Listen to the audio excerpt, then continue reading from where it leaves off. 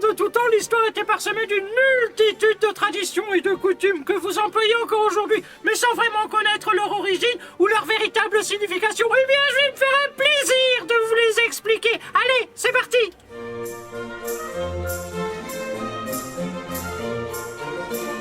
Aujourd'hui, nous allons voir une tradition qui nous parle d'exécution avec noblesse, et c'est la chasse à courre.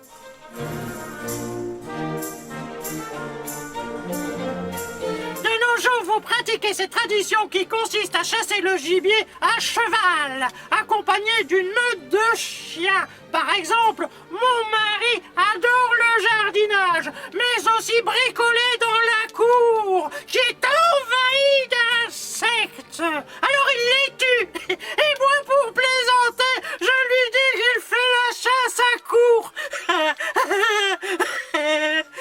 Mais d'où vient cette tradition ?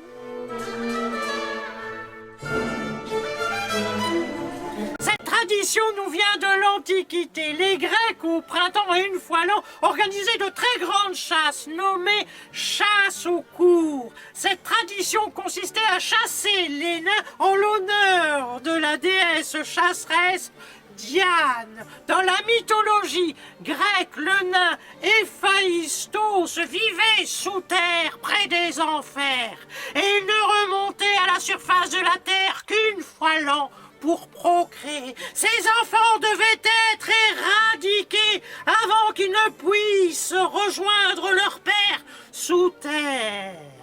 Avec l'arrivée de la chrétienté, les autres croyances ont disparu. Ainsi, les nains ont été épargnés, mais ont gardé une image négative jusqu'à la fin du XIIIe siècle. La chasse au courre est devenue au Moyen-Âge la chasse de courre, signifiant une chasse seigneuriale. Puis, avec le temps, ça s'est transformé en chasse à courre, signifiant une chasse en courant. Les nains, eux, au XIVe siècle, sont rentrés au service des seigneurs comme bouffons. Puis, par la suite, sont devenus des poupées pour la royauté. Voilà d'où vient cette tradition.